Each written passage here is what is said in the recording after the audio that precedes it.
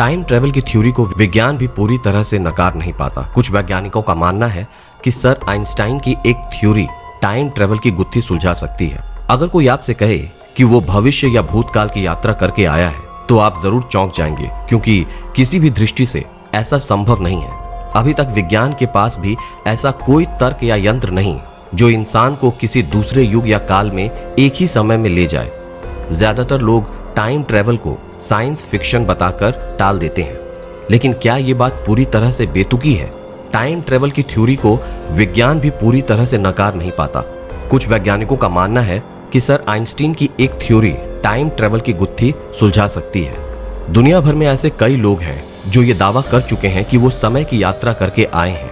1911 में पहली बार चैरोलेट एने मोबेरली और एलेनोर जॉर्डन ने एक किताब लिखी थी जिसका नाम था एन एडवेंचर। इस किताब में उन्होंने टाइम ट्रेवल का जिक्र किया था और उनका कहना था कि एक दिन वो दोनों घूमते घूमते 18वीं शताब्दी में पहुंच गए।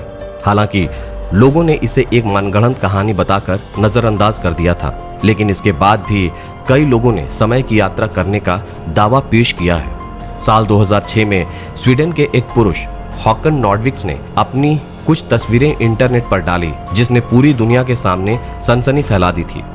उनका कहना था कि वो भविष्य की यात्रा करके आए जहां वो 70 वर्षीय हॉकन से भी मिले।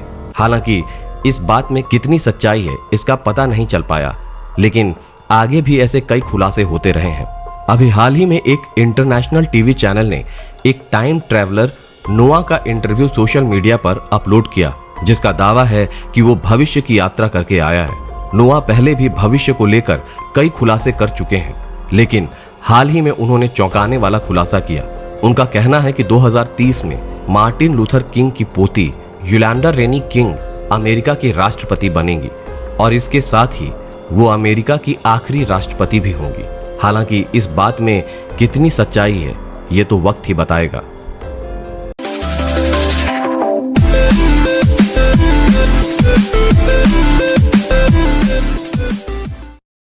टाइम ट्रैवल को लेकर शुरू से वैज्ञानिकों के बीच मतभेद रहा है। कुछ वैज्ञानिकों का मानना है कि ऐसा संभव है, वहीं कुछ इसे बिल्कुल ही नकार देते हैं। 1915 में एल्बर्ट आइंस्टीन ने एक थ्योरी दी थी जिसका नाम था थ्योरी ऑफ रिलेटिविटी। इस थ्योरी में समय और गति के बीच के संबंध को समझाया गया था।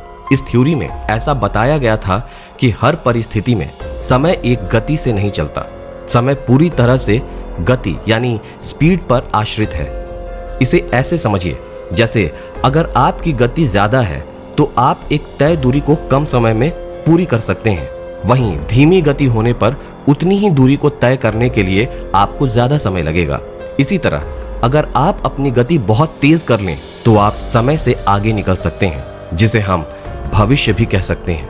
यूनिवर्स में घट रही चीजों की एक निश्चित स्पीड लिमिट है। जैसे अगर हम लाइट की बात करें तो उसकी स्पीड लिमिट 299792458 पर सेकेंड, मतलब लाइट की गति, लाइट की स्पीड इससे ज्यादा नहीं हो सकती।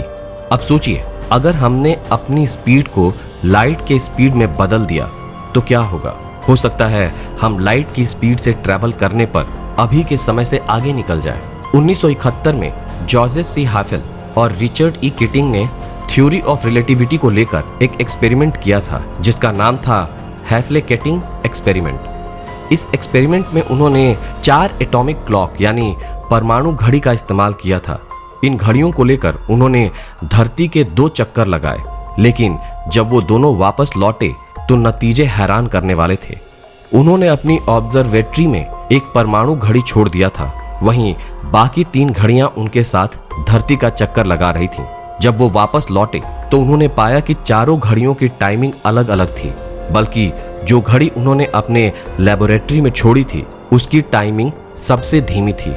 ऐसा इसलिए क्योंकि बाकी घड़ियां स्पेस में कई गुना तेजी से ट्रैवल कर रही थीं, वहीं लेबोरेटरी में रखी घड़ी बिल्कुल स्थिर थी। लेकिन इस एक्सपेरिमेंट के बाद एक बात तो साफ हो गई कि अगर हम अपनी स्पीड को बढ़ा लें तो हम समय से आगे बढ़ सकते हैं, यानी भविष्य में जा सकते हैं। हालांकि अभी शायद विज्ञान उतनी तरक्की नहीं कर पाया जिससे हम समय की गति से आगे निकल सकें, लेकिन भविष्य में ऐसा संभव हो सकता है। तो दोस्तों, आपको क्या लगता है, क्या हम भविष्य में कभी टाइम ट्रैवल कर पाएंगे? तो दोस्तों, आपको आज का अंक कैसा लगा हमें कमेंट सेक्शन में कमेंट करके जरूर बताएं। और अगर अभी तक आपने हमारे चैनल को सब्सक्राइब नहीं किया है तो हमारे चैनल को सब्सक्राइब करें और आने वाले वीडियो के नोटिफिकेशन के लिए हमारे बेल आइकन को प्रेस करें।